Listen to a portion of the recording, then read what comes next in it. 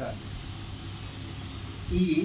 Shekhar sir, ये चार तो लकड़ी लिए हुए है, लग तो रहा है कि ऊख है, ईख है ना, बिहार का ट्रेडिशनल ये क्या है? कुछ मतलब आप मैसेज देना चाहते हैं?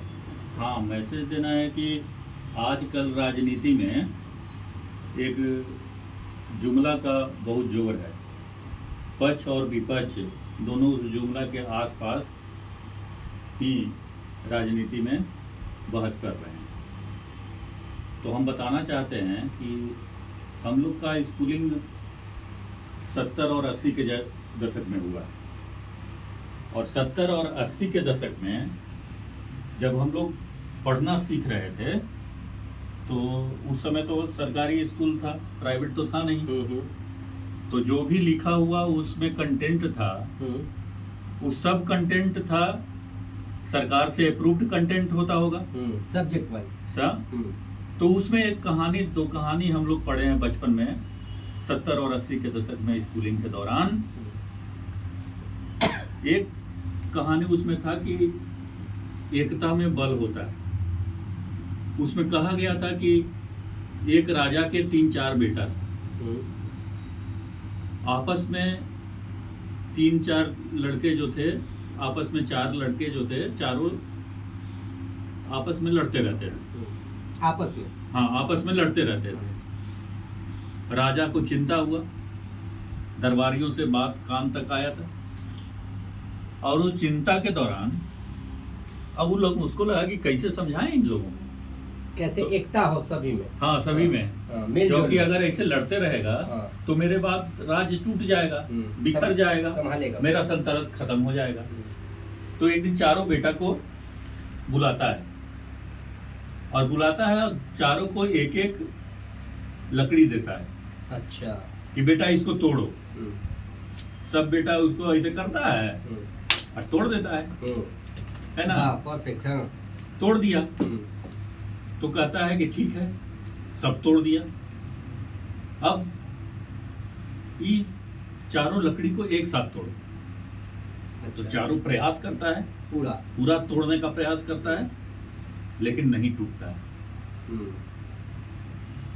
तो राजा अपने बच्चों को ही समझाना चाह रहा था कि एक रहोगे तो सेफ रहोगे, एक रहोगे तो बलवान रहोगे, एक रहोगे तो दुनिया का जितना देश है आप तुमसे डरेगा, लेकिन बिखरे रहोगे तो बर्बाद हो जाओगे, इसी लकड़ी के भांति टूट जाओगे। इसी लकड़ी के भांति अगर इतना बरियार लकड़ी टूट जाए अकेले, और इतना पतला पतला लकड़ी जब एक साथ हो गया तो बल हो गया उसमें, और तुम कितना प्रयास करो नहीं टूटेगा। तो बच्चों को तब समझ में आता है और कहता है कि पिताजी हम लोगों से गलती हो गया, अब हम लोग एक रहेंगे, सेफ रहेंगे, एक रहेंगे, मजबूत रहेंगे। 70 के दशक में ये कहानी भी था, 80 के दशक में भी ये कहानी था, है ना? आज भी टेक्स्ट बुक में ये कहानी है और सरकार से अप्रूव्ड है, लेकिन किसी को आपत्ति नहीं है। पहले किसी को आपत्ति नहीं था, लेकिन आज आपत्ति हो रहा है। आज क्यों आपत्ति हो रहा है? 70 के दशक में आपत्ति क्यों नहीं था? 80 के दशक में क्यों आपत्ति नहीं था? आज प्रधानमंत्री बोल दिया, मुख्यमंत्री कोई बोल दिया कि एक रहो, सेफ रहोगे, तो परेशानी हो रहा है? परेशानी नहीं हो रहा है, तुष्टीकरण हो रहा है, भड़काया जा रहा है कि ये शब्द जो है, ये जुमला जो है, किसी एक लोगों के खिलाफ और दूसरे लोगों के पक्ष में, जबकि ऐसा नहीं है। जब 70 के दशक में ऐसा नहीं था, तो आज ऐसा क्यों किया जा रहा है? आज ऐसा क्यों समझा जा रहा है?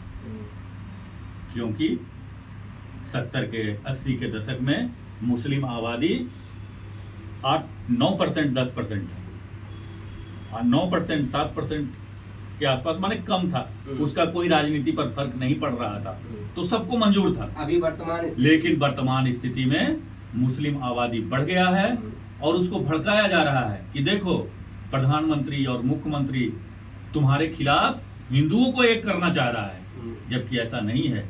ये संदेश किसी जाति धर्म के लोगों के लिए नहीं है, पूरे देश के आबादी के लिए है कि सब लोग, हम लोग एक रहें, न कि बिखरे हुए रहें। अगर एक रहेंगे तो ताकतवर रहेंगे, एक रहेंगे तो प्रगति करेंगे, और अगर अनेक हो जाएंगे, आपस में लड़ाई करेंगे तो टूट जाएंगे, बिखर जाएंगे, विकास रुक जाएगा। तो इस बात को ध्यान दीजिए और रिएक्ट करना बंद कर दीजिए, है ना।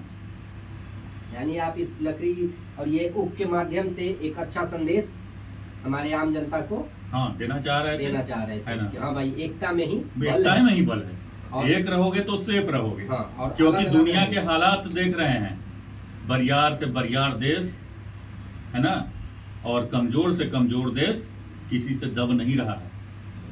जब युद्ध यूक्रेन का और रूस का शुरू हुआ था तो लोगों ने कल्पना किया था कि 4 दिन में रूस उसको पटक देगा, लेकिन 3 साल के आसपास होने को आया।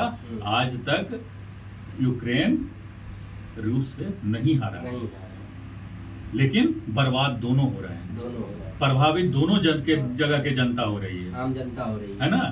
तो ये कोशिश करना है कि आपस में क्या, किसी से भी लड़ाई झगड़ा नहीं करना है, लेकिन एक रहना है।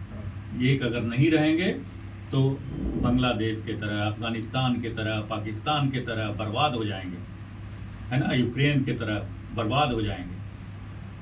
तो यही संदेश तुमको आज हम देना चाह रहे थे। समझ में आया? सीख गए?